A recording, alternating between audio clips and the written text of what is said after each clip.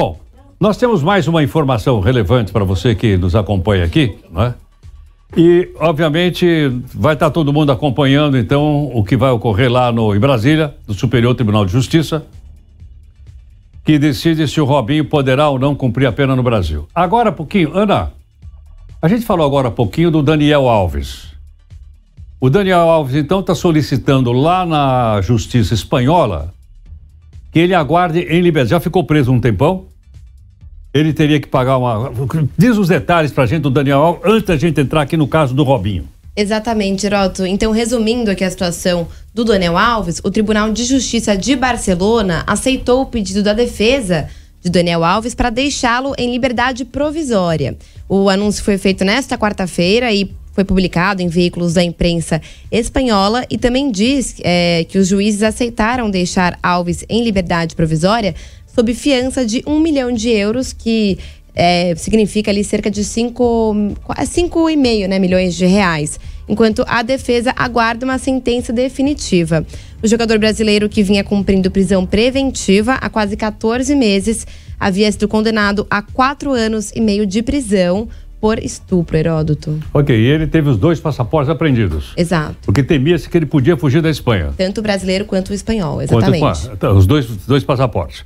Doutor Valério Mazzuoli, que é advogado especialista em Direito Internacional, professor da Universidade Federal de Mato Grosso. Doutor Valério, muito obrigado por atender aqui o Jornal Nova Brasil. Eu que agradeço, Heródoto. Sempre à sua disposição. Como é que você está? Prazer falar contigo. Igualmente, obrigado. Mudando um pouquinho da pauta, te surpreendeu essa decisão aí do Daniel Alves da Justiça Espanhola ou não? Me surpreendeu. Seguramente a defesa dele deve ter feito um trabalho interessante, mostrando que não corre risco do Daniel sair do país, mesmo porque foram apreendidos os 2 passaportes. Mas o passaporte só tem valor para um voo intercontinental. Na verdade, a Espanha tem fronteira seca, que ele poderia ir para Portugal, ele poderia ir para outro país. Então, ele deve ter convencido bem a justiça espanhola de que ele não vai se ausentar do país e também, na sentença, um perímetro delimitado para que ele fique. Então, é uma liberdade provisória, porém condicionada. Mas realmente me surpreendeu essa decisão da justiça espanhola. A defesa deve ter convencido os de que ele não vai fugir da Espanha e de que ele vai se comportar devidamente no trâmite do processo. Excelente. Então, Valério, agora mudando então para o caso do Robinho, que deve provavelmente ter uma decisão hoje à tarde. É uma interferência da justiça italiana na justiça brasileira, pedindo que o Robinho cumpra os 9 anos de cadeia aqui no Brasil? Veja bem, esse é um tema difícil, porque vai ser decidido pela primeira vez no STJ. A Itália pede a transferência da execução da pena porque a Itália não consegue a extradição dele. Na verdade, a Itália errou, condenado em ter possibilitado que ele voltasse ao Brasil. Veja que a Espanha não fez isso com Daniel Alves. Agora, o que está sob malhete, o que está sendo decidido não é o crime bárbaro que ele cometeu na Itália. É se um brasileiro nato pode ter essa transferência da execução da pena. O tribunal vai contar com 3 empecilhos, que eu também estou curioso para saber como é que o tribunal vai se comportar agora à tarde, a partir das 14 horas, horário de Brasília. O primeiro é que a lei em que se baseia para pedir essa transferência da pena é uma lei que é feita especialmente para estrangeiros, ela chama Lei de Imigração. Não é uma lei que foi elaborada para se aplicar aos brasileiros natos.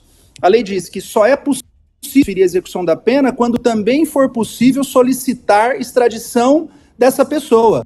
É juridicamente possível solicitar a extradição de um brasileiro nato? Não é juridicamente possível. É juridicamente possível pedir pena de morte? Não é juridicamente possível. Tem pedidos que juridicamente não são possíveis. A extradição de um brasileiro nato não é juridicamente possível. Esse é um empecilho. Mas se o tribunal conseguir dar uma interpretação disso, ele vai esbarrar num outro requisito da lei, que está no artigo 100, no inciso, fala. Além disso, tem que ter um tratado internacional que autoriza essa medida. O Brasil tem tratado com vários países que autorizam a transferência da pena. Agora, a questão, a pérola, Heródoto.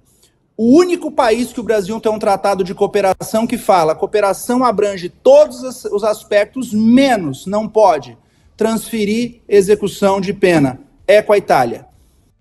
tratado com a Itália fala claramente, não pode transferir medidas de execução. É um tratado da década de 50, o Brasil negociou esse tratado com a Itália, esse tratado ainda está em vigor, é uma norma que também o Superior Tribunal de Justiça vai ter que superar. A defesa está batendo em cima disso. Um terceiro aspecto, a lei de imigração é uma lei, aqui eu vou falar um pouco tecnicamente, é uma lei híbrida, no sentido de que ela é processual e material. Ela modifica artigos do Código Penal nos seus últimos dispositivos. E pela jurisprudência, até do Supremo Tribunal Federal, uma lei em matéria penal não pode retroagir, prejudicar o réu. O crime dele foi de 2013, a lei é de 2017. Estou curioso também para ver como que o STJ vai enfrentar esse tema. Esse tema é um caso polêmico do aspecto da opinião pública, claro, porque o crime bárbaro que ele cometeu no exterior tem que ter toda a reprimenda possível, mas também é um caso que causa uma expectativa no mundo jurídico, porque há empecilhos para esse pedido da Itália, empecilhos legais brasileiros, e que aí o tribunal vai ter que superar de alguma maneira. Vamos aguardar para ver o que acontece. Doutor Valério, depois dessa sua explicação, nós aqui como leigos, vai ser uma coisa mais complicada do que a nossa vã filosofia seria capaz de entender. Coisas realmente interessantes essas pelas quais deverá decidir daqui a pouquinho, como você explicou, o Superior Tribunal de Justiça. Inclusive esse tratado, eu nunca ouvi falar. Você que está nos ensinando agora. É um tratado famosíssimo. O Brasil tem 2 tratados com a Itália, um tratado de extradição e o Ministério Público Federal, lá no STJ, alega esse tratado. É curioso que a defesa diz, como que alega um tratado de extradição se não é extradição? De que se trata? Né? E o tratado verdadeiro com a Itália é um tratado de cooperação em matéria penal, da década de 50, 1954, 56, por aí, e que diz que a cooperação entre Brasil e Itália em matéria penal, que é o caso, não comporta medidas de transferência de execução da pena. Com outros países, o tratado diz exatamente o contrário. E diplomacia é isso, né? E diplomacia é isso. Eu tenho uma casa para alugar, de um inquilino eu cobro 1.000, da mesma casa do outro inquilino eu cobro 5.000. Isso depende da vontade dos estados. Justamente com a Itália, esse tratado, se for ser levado o que está escrito no tratado, beneficia o jogador Robinho. Por isso é que a Espanha teve cuidado em já prender o Daniel Alves, apesar de que autorizou a liberdade provisória hoje, mas lá no começo ela teve esse cuidado de não fazer como a Itália fez, deixar em aberto a pessoa vir para o Brasil, porque sabe que vai ter essa dificuldade de ser brasileiro nato. Porque veja, Heródoto, esse não é um crime brasileiro e não é uma pena brasileira, é um crime que ele cometeu na Itália. A transferência de execução da pena é uma medida de cooperação.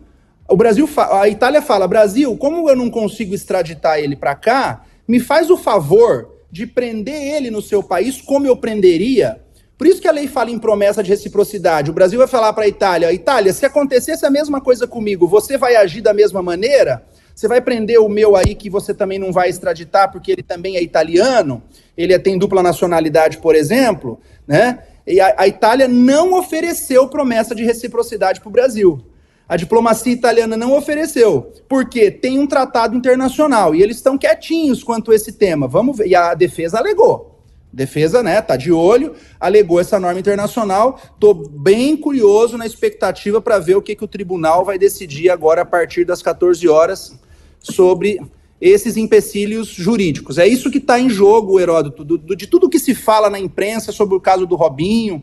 O crime que ele cometeu não está sendo discutido o estupro dele. Isso já está condenado, acabou. Ele é estuprador pela Juliana. Não tem discussão mais. Ah, não fui eu que cometi. Não cabe essa discussão mais. Ele é. E teve uma vítima. A questão é, eu posso pegar uma pena de um país estrangeiro e fazer o favor desse país estrangeiro e aplicar essa pena no Brasil para um estrangeiro, posso. E para um brasileiro nato? Essa é a questão. Ok. Professor Valério Manzuoli, muito obrigado pela sua participação. Acho que depois da sua participação aqui ficou muito mais claro para todos nós podermos acompanhar o que vai acontecer então no Superior Tribunal de Justiça logo mais. Muito grato, professor. Eu que agradeço, sempre à disposição. Bom dia. Bom dia, professor Valério Manzuoli, advogado especialista em direito. O homem deu um show aqui. Explicação clara, didática e tal, para a gente poder entender as coisas. Sem o que a gente né, não pode formar a nossa opinião. E você forma a sua e a gente forma a nossa aqui. 8h26, mas nós temos também notícias da cidade.